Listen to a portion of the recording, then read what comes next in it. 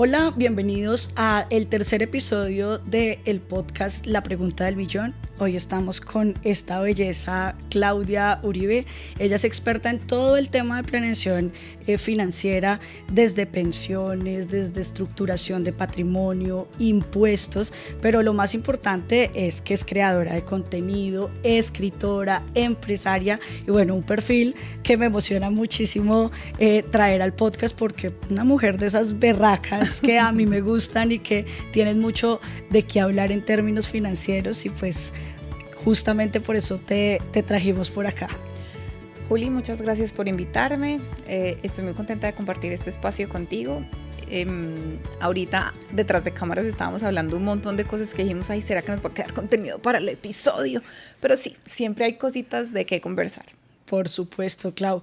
Y la idea es justamente no hablar tanto del término financiero y del patrimonio y de todo este tema, sino como sacar los trapitos al sol un poquito más en términos financieros y hablar de esas preguntas duras, de esas preguntas como que realmente nos estructuran financieramente y como persona que al final tiene una alineación en general. Y pues la primera pregunta va muy guiada a esto y es directamente sobre cómo fueron tus inicios financieros y cuáles fueron esas primeras crisis que forman como ese carácter financiero. Juli, digamos que yo vengo de una familia que vivió pues condiciones muy difíciles económicamente. Mi padre fallece cuando yo tengo 9 años, mi madre nunca trabajó. Mis hermanos tenían 19 y 21 años, entonces a ellos les toca como enfrentar la responsabilidad de sostener una casa. Y digamos que yo vengo de una familia que vivió en esta condición que yo nunca sentí difícil, porque creo que el cómo nosotros observamos la vida depende de en dónde nacemos. Mis hermanos, por el contrario, pues vivieron una época en la que mi familia tuvo dinero y luego dejaron de tener. Y nuestras historias financieras son muy diferentes.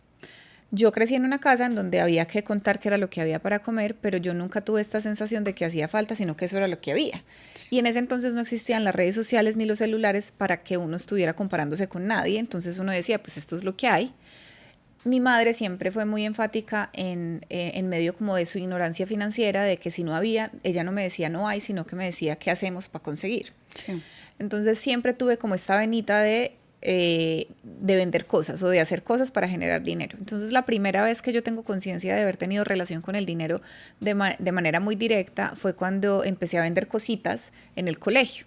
Y tenía una agenda roja donde aprendí a llevar como cuáles eran las ventas que hacía, cuánto me costaban los productos, o sea, como que llevaba este control. Y mi interés claramente era pues como recuperar el dinero para poder volver a comprar los insumos y volver a vender. Mi relación con las inversiones empezó tarde. O sea, yo empecé más o menos a los 25 años, que pues uno dice no es tan tarde, no. Pero pues claramente si uno hubiese empezado antes, pues seguramente mejores resultados hubiese tenido. Digamos que eso hizo que yo siempre viera en donde había problemas, había oportunidades. Y donde hay oportunidades hay plata. Esto fue algo que se sembró en mí. Entonces siempre he sido muy buena identificando, o sea, soy compradora de problemas, literal.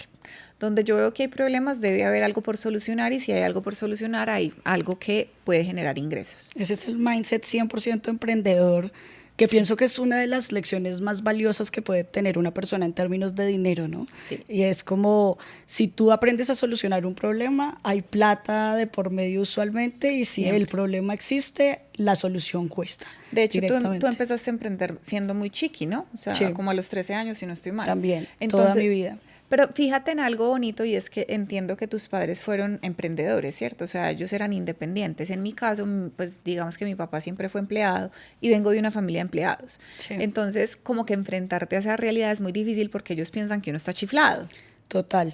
Sí, ese es un punto, sobre todo cuando, por ejemplo, vienen de un ecosistema muy tradicional, están en la universidad, todo, y de repente dicen, yo quiero ser emprendedor, es como, ay, perdí la plata de la universidad. No, literal. Y además es súper chistoso porque entonces como que yo siempre estuve en esta en esta disyuntiva de soy empleada, soy emprendedora, tengo negocio, pero tengo empleo. O sea, como que siempre estuve en los dos mundos. Tuve empresa, pero también era empleada.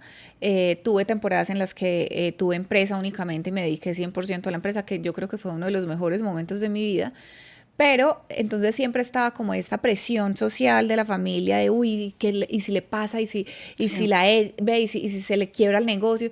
Y yo digo, pues si se le quiebra el negocio, si a la gente la echan de los trabajos y la mayoría no está preparados para enfrentar una temporada sin trabajo, pues porque un emprendedor tiene que preocuparse porque no le vaya bien en su negocio. Total, y yo creo que como emprendedor se genera una mentalidad que es que tú nunca inicias de cero. Eventualmente cuando una persona la despiden de un trabajo dicen como es que tengo que volver a empezar en otro nicho, en otra situación, pero cuando un emprendedor quiebra simplemente ya tiene unos skills muy amplios, además porque un emprendedor sabe hacer de todo, que también es fantástico, y de repente simplemente un emprendedor arrancas, nunca se va a varar. tal cual. Un emprendedor nunca se va a varar. Y un buen vendedor tampoco se va a varar. Porque la gente piensa que tener negocio es simplemente montar una empresa o montar un lugar, ¿cierto? Pero si tú eres dueño de un negocio y no sabes cómo venderlo, no tienes nada. Total, ese es tu superpoder. Sí. Esa es una de las cosas que yo más admiro de Claudia, y es que este tema financiero, de planeación financiero, está lleno de ladrillos, ¿no? Es un hablar de trust, de impuestos, de esas cosas, suele ser pesadísimo, pero esta mujer tiene un don para hablar de estas situaciones que hace que la mayoría de personas quieran acercarse justamente a esos temas. Mira, Juli, tú me hiciste una pregunta ahora, que cuál había sido uno de los errores financieros.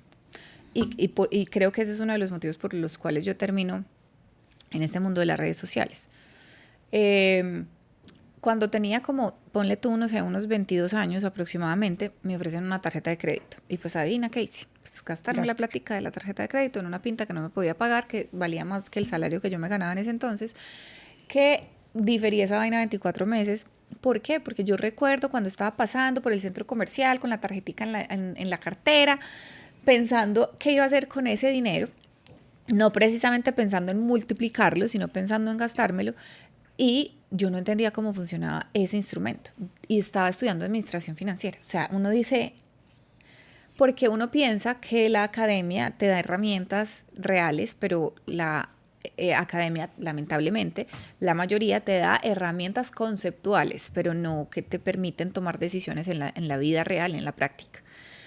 Y luego de esto, de pasar por muchas cosas que pues no podemos contar acá porque no nos quedamos 2 días contando historias, trabajé en una entidad financiera con crédito hipotecario y me echaron del banco por enseñarle a las personas a no endeudarse. Okay. Y no era porque no cumpliera con mis metas, sí lo cumplía, pero lo cumplía con menos clientes, porque yo iba por aquellos que utilizaban el dinero para hacer más dinero, porque empecé a entender cosas que seguramente otras personas simplemente iban por voy a ganarme la comisión y ya está, pero a mí me dolía literal ir a meterle un crédito a una persona que yo sabía que le iba a asfixiar las finanzas personales. Entonces yo dije no. Y aquí empiezo como a conectarme con este tema o sea, como que el camino es la educación y es algo de lo que carecemos, no solamente en Colombia, en América Latina, en el mundo. Digamos que Norteamérica tiene, o sea, una mejor relación con el tema educativo, pero de resto, no. Entonces... Sí, e incluso hay una brecha muy grande, ¿no? Hay unas personas que se preocupan mucho, que están muy educadas, pero también una cantidad de personas que están en cero. Acá como que hemos ido nivelando lentamente toda esta situación. Cuando todo el mundo te ve en redes sociales, ve en los videos, pues usualmente uno empieza a enfocarse en ciertos temas, pero siempre uno se pregunta, bueno, ¿en qué invierte Claudia Uribe? ¿Cuál es el core de tu patrimonio y de tus inversiones? Pues fíjate que yo soy muy diversificada. ¿Por qué? Porque digamos que como nosotros enseñamos una metodología, pues yo aplico la misma metodología. Entonces la metodología consiste en construir 4 pilares. Mejor dicho, esto empieza desde, no sé si conoces a Simon Sinek, sí, que él es un escritor norteamericano. Ajá, exacto, él es un escritor norteamericano y resulta que hace más o menos un año, me di cuenta que la metodología que utilizamos como que usa mucho este concepto. O sea, fue algo que descubrí, no como que lo hice intencionalmente. Entonces él inicia en el por qué. ¿cierto? Y el por qué para nosotros es ese número de libertad financiera o esa cantidad de dinero que te dé tranquilidad finalmente. O que te permita, o sea, qué es lo que quieres con el dinero que vas a tener, porque la gente piensa que es la cantidad de dinero y no es lo que el dinero te puede dar. Ese es nuestro por qué. Y luego viene el cómo. Entonces, el cómo nosotros lo llamamos el plan financiero, que es una estructura construida en 4 pilares, que es el fondo de imprevistos, la reserva de oxígeno, la cuenta de retiro y la cuenta de inversiones. Okay. Ese es el cómo, es una estructura. Y claramente tu plan financiero tendrá otros pilares de acuerdo a tus objetivos. Y está el qué, que viene siendo el plan de inversiones. Entonces, el plan de inversiones es el que te dice dónde poner el dinero de acuerdo a cada uno de los pilares y de acuerdo a tus objetivos personales. Entonces, ¿yo qué utilizo? Entonces, por ejemplo, para el fondo de imprevistos utilizo fondo voluntario de pensiones, pero en portafolios de liquidez. Para la reserva de oxígeno tengo el 60%, también en liquidez, en fondo voluntario. Una parte de ese 60% lo tengo en billeteras digitales en dólares. Y el 40% lo tengo diversificado en diferentes portafolios que ya son agresivos y entonces invierten en ETFs, en bolsa, digo, en acciones, también en bonos, en mercados emergentes, en monedas y demás, ese 40%. Pero entonces fíjate que luego viene la cuenta de retiro. Y entonces en la cuenta de retiro yo tengo, por ejemplo, soluciones en pesos colombianos, en moneda local, pero también tengo inversiones por fuera que están estructuradas en un trust de inversión, persiguiendo, por ejemplo, al Standard & Poor's 500 o al Nasdaq 100. Entonces estoy invertida en la bolsa de valores, pero utilizando diferentes vehículos. Y en la cuenta de inversiones, que la gente se confunde mucho porque piensa que la cuenta de inversiones es igual que el plan de inversiones. Exacto. Y no, la cuenta de inversiones es como ese lugar donde yo diversifico y le pongo más emoción a la vaina. De esa cuenta yo tengo el 40% en el mercado de valores, en la bolsa de valores. Entonces, ahí yo utilizo 2 tipos de vehículos. Utilizo brokers, pero también utilizo trust de inversión porque puedo diversificar dentro de ellos, pero haciendo un proceso de gestión patrimonial. Que yo siempre tengo una parte también en los brokers porque pues tengo acceso más amplio al mercado que cuando lo hago a través de estos vehículos que son de gestión patrimonial. Entonces, el 30% de esa cuenta está en el mercado de valores, pero yo también invierto un pedazo muy pequeñito porque en esto no me considero experta, que creo que Juli es más experta que yo en eso, es en criptomonedas. Yo en lo único que invierto en criptos es en Bitcoin, en Ethereum y en Solana y ya está. Y tengo un pedacito explorando por ahí una plataforma nueva que hace algo como hacen los fondos, que es construir portafolios. Sí. Y me ha gustado mucho, ha tenido muy buenos resultados, o sea, de verdad que tienen un equipo muy bueno, que no voy a hablar aquí de marcas ni nada por el estilo, pues porque no estamos siendo patrocinadas. También invierto en propiedad raíz. Debo decir, Juli, que no me ha ido muy bien con la propiedad raíz. Yo me volví muy ácida porque la primera inversión en propiedad raíz que hice fue buenísima. Tuve muy buenos resultados. Claro, yo siento que a veces cuando uno se enamora de un proyecto, como que las cosas resultan muy bien. Y muchas veces cuando uno, ay, que no, que súper bien, que barato, que se le olvida a uno que tiene que hacer unos análisis mucho más profundos. Entonces en estos momentos tengo propiedad raíz y no las vendo porque no es negocio. Exacto. Y es un tema de liquidez con el que yo discuto bastante en el día a día con las personas que son muy enamoradas de la finca raíz. Creo que ahorita hay unos mecanismos muy interesantes para invertir. No, buenísimos. Lejos del tradicional, que pienso que no es tan buena idea, pero también como todo depende de la meta, del momento en el que esté cada persona, del objetivo que tenga, al igual que la creación del patrimonio, todo. Mira que, por ejemplo, en propiedad raíz yo he descubierto, por ejemplo, las fracciones inmobiliarias, el crowdfunding inmobiliario, los fondos inmobiliarios, las compras compartidas, o por ejemplo cuando tú compras, nosotros en este momento estamos en un lugar brutal, que esto es como un co-living, es un co-living, pero es brutal el lugar, o sea, ustedes no se llegan a imaginar. Y es como que tú puedes acceder a derechos sobre la propiedad, derechos, no es que seas dueño de uno de los apartamentos, es como tienes derechos, responsabilidades y derechos. Entonces puedes acceder a generar ingresos de manera recurrente a través de rentas, y te permite ingresar desde desde valores pues mucho más asequibles para, sí, para la gente de a pie, porque es que cuando tú vas a comprar una casa, un apartamento, o sea, mínimo necesitas que 60 millones de pesos. Sí, por bajito. Por bajito. Acá arrancas de los 5 millones de pesos. Imagínate. Y no solo hay este proyecto de Coliving, sino que puede ser hoteles, proyectos turísticos con unos enfoques muy interesantes. Y que son cosas, yo no sé si a ti te ha tocado o alguna vez te pasó de tener estas reuniones de copropietarios. Ah, no, terrible. No, yo no sé. O sea, no se lo deseo a mi peor enemigo. Desde que cumplí 18 años era mi responsabilidad con el apartamento de mi mamá, una pesadilla. No. Que pelean hasta sí, horrible. Además que uno no entiende la gente porque no, o sea, pelean unas cosas que uno dice, no entiendo. Sí. La bicicleta que uno entró, que el otro salió. Sí. O sea, es tenaz. No, terrible. También presto dinero con garantía, claramente debajo de la tasa de usura. Pero esto también es interesante porque o sea, como cuando uno se convierte como en el pilar financiero de las familias, entonces uno es el que resulta siempre prestando plata y perdiendo por ahí derecho, ¿no? Y descubrí que yo dije, bueno, sí voy a prestar, pero voy a prestar con garantía. Las primeras veces no lo hice bien.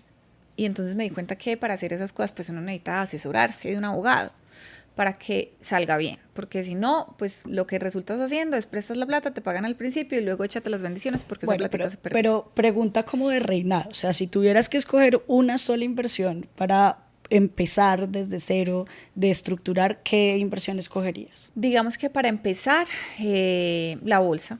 Yo diría que la bolsa.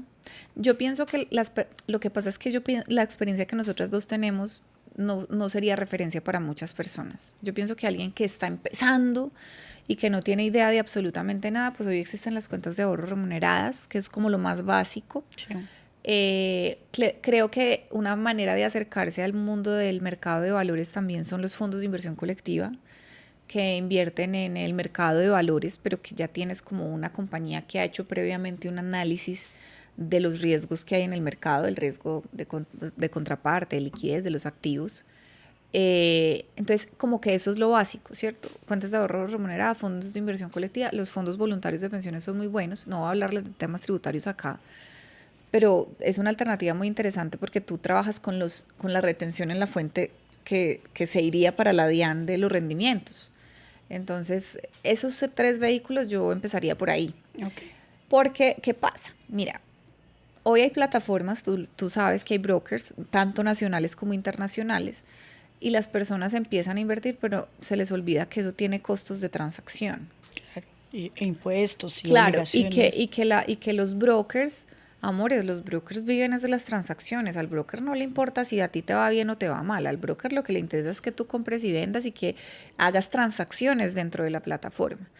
Entonces yo siempre le digo a la gente, cuando utilice estas plataformas, hágalo cuando valga la pena.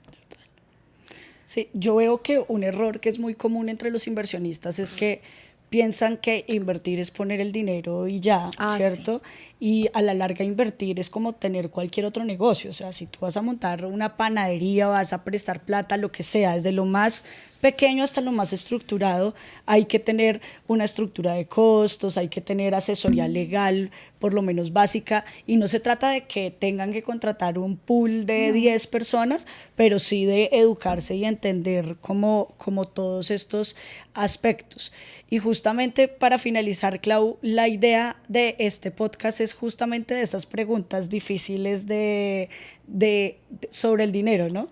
Y una de las preguntas que siempre se ven en la web cuando se habla de planeación financiera, porque todo el mundo piensa que porque trabajas o trabajamos en finanzas, todo es estructurado. ¿Cuál ha sido ese error financiero o ese momento que se te ha salido del plan directamente y que has tenido que empezar, digamos, a reestructurar en tu vida? Esto, te voy a contar, viene siendo más o menos en el año 2010, que hubo, o sea, como que pasamos todo el tema de la crisis inmobiliaria en Estados Unidos, creo que fue el año 2009, y los mercados enloquecieron. Yo era asesora de un fondo voluntario, ¿no? Entonces construía portafolios, pero estaba junior, o sea, estaba súper nuevecita. Y creo que uno de los errores fue no pararme en la postura que tenía y hacer que mis clientes tomaran ciertas decisiones. Porque claro, como que hubo un momento en el que el mercado se estaba moviendo de cierta forma y me dijeron, quiero entrar aquí, quiero entrar acá. Y como que yo no tenía el criterio para decirles no, o sea, me sentía como muy junior para pararme en la posición, y entonces ellos tomaron decisiones que finalmente hicieron que perdiera mucho dinero. Para mí fue tan doloroso y tan impactante ese momento porque yo me estaba estrenando como en el mundo del mercado de valores, que yo tomé la decisión de sacar de mi plata para cubrir parte de las pérdidas de mis clientes. O sea, esto es una locura, ¿no? O sea, una metida de pata, pero monumental por todos los lados. Pues porque primero yo no tendría por qué haber hecho eso, pero también como que me sentía responsable. Pero claramente, pues cuando tú estás entrando en este mercado, o sea, el que está tomando la decisión de entrar es también responsable. Pero mira, yo no era capaz de dormir. O sea, esa fue una metida de pata muy grande porque pues literalmente yo me quedé líquida y gracias al cielo no todos los clientes me cayeron encima porque si no todavía estaría pagando. Total. Yo creo que ese fue uno de los momentos que me hizo parar y decir, no, o sea, esto no puede ser así, no puedo tomar decisiones así simplemente por la emoción, no puedo dejarme llevar por la emoción del cliente y no puedo dejar de llevarme por mi propia emoción. Y eso es muy complejo, ¿no? Porque usualmente cuando llega una persona a una asesoría financiera o a buscar un plan financiero, muchas personas piensan que necesitan algo, pero realmente va mucho más en otros escenarios, ¿no?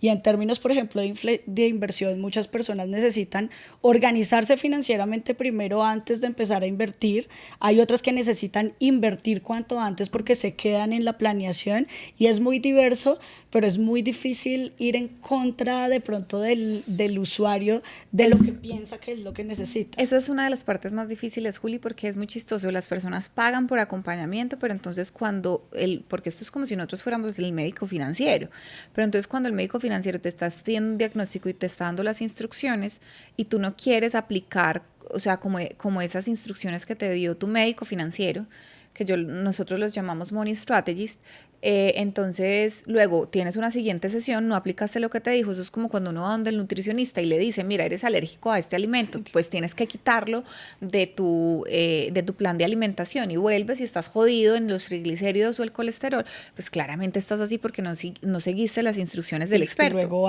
y dicen que comieron solo lechuga y que no, saben claro, y la gente salió. lo que pasa es que la gente quiere acompañamiento, pero quiere acompañamiento para hacer lo que quiere. O sea, es muy chistoso, ¿no?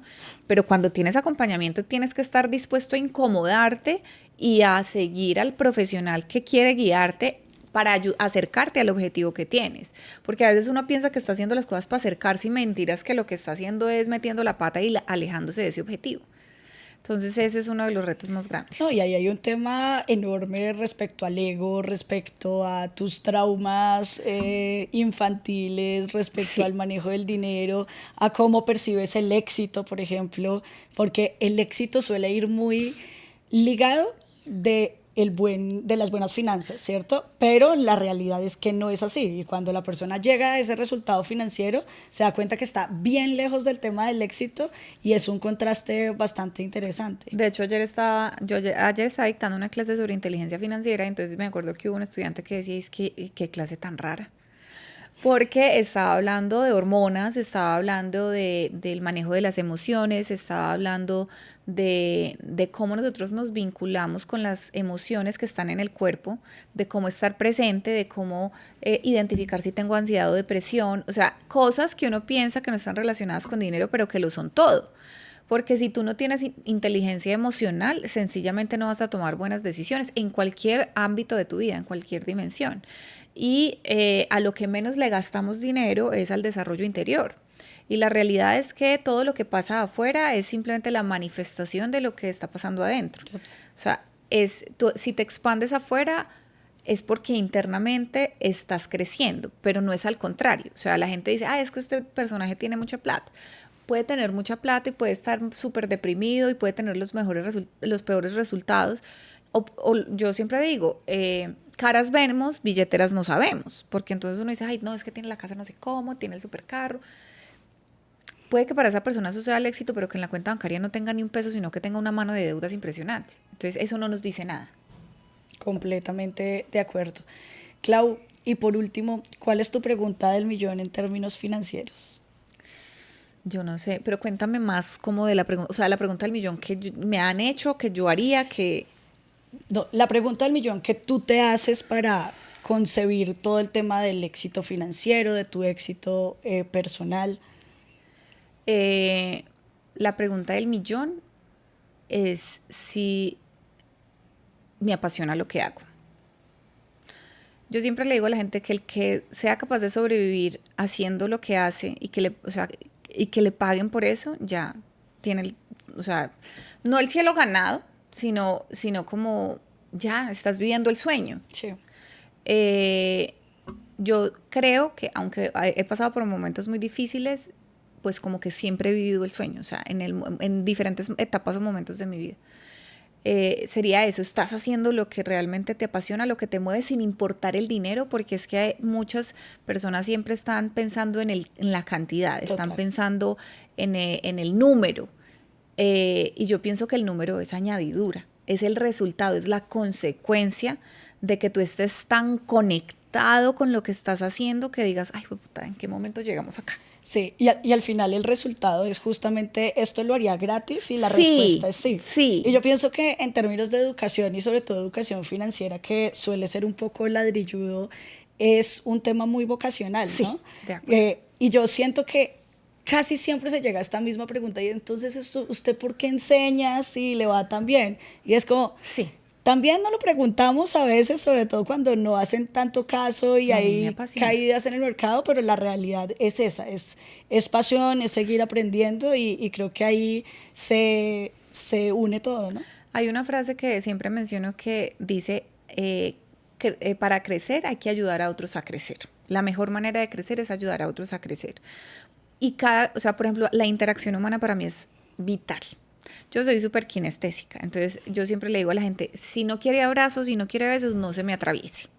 Porque yo al que veo por ahí, yo lo apapacho. Sí. Entonces, a mí el contacto humano me hace mucha falta y pienso que esto que hacemos nosotras, que es transformar la vida de las personas, pues es algo extraordinario. Y también es algo que viene del ego, ¿no? Porque es que uno dice, ay, no, Sí. sí, pero eso a mí me alimenta, o sea, a mí me hace feliz y lo acepto. Eso a mí me encanta. Sí. O sea, que yo vea una persona agradecida porque la vida le cambió, eso vale más que cualquier plata en el mundo, ¿sí? Pero lo que nada nos cuesta, volvámoslo fiesta, entonces hay que cobrar, bebé. Sí. ¿No? Y hay que cobrar y hay que cobrar bien. Entre Sí, más cobras, y en términos de educación, esto es algo que suena ambiguo, pero entre tú más cobras, más resultados tiene la gente. sí, O sea, de acuerdo. toma tu curso gratis, ¿cuántos los ven? 100 personas, toma un entrenamiento en donde tú estás dedicando tu tiempo y la persona se va a dedicar Sí, también porque está perdiendo algo que le duele, que es dinero. Porque la gente no valora tanto el tiempo, ni el suyo, ni de el acuerdo, nuestro, de acuerdo. directamente. Es que mira, hay una cosa muy chistosa y es nosotros hasta el año pasado entregamos asesorías gratuitas y la gente teníamos lista de espera y la gente se registraba, entraba a una sesión de asesoría gratuita de 30 minutos con un experto del equipo y entonces tomamos la decisión de no volver a hacer así, o sea, no tiene ningún sentido porque entonces la gente se inscribía pero no se presentaba y resulta que el tiempo de esa persona vale oro. ¿Sí? Y entonces tú no estás respetando el tiempo de quien te va a acompañar y que te puede, en una sola sentada uno puede transformar la vida financiera de una persona. Entonces, yo estoy segura absolutamente de eso. Y es que lo que nada nos cuesta, volvámoslo fiesta. Entonces, sí, tu tiempo vale y el tiempo de todos vale. Entonces, nosotros tenemos que estar dispuestos a pagar por la transformación que me van a entregar. Yo no estoy pagando simplemente por el tiempo, estoy pagando por el resultado. Bueno, sí, no. Completamente de acuerdo, Clau. De verdad que muchísimas gracias. Estos podcasts se quedan muy cortos Ay, para sí. toda la tela que hay que Sí, cortar. sí, sí. Podríamos echar chisme eternamente, pero cuéntanos en dónde pueden seguirte para seguir aprendiendo de ti. Pero por supuesto me pueden encontrar en todas las redes sociales como @soy Claudia Uribe. Y como digo yo, hay que hacer que las cosas pasen y hay que dejar de ser víctima de las circunstancias y ser creador de tu realidad. Excelentes enseñanzas, Clau. Muchísimas gracias. De verdad, muy feliz de compartir contigo, de estrechar esta amistad. Cierto, siento que estos podcasts son una excusa para también conversar y sacar estos momentos y crear contenido, por supuesto. Este es el tercer episodio de La Pregunta del Millón. Pueden encontrarme en todas las redes sociales como @soyjulianamatiz y nos vemos en un próximo capítulo. Gracias.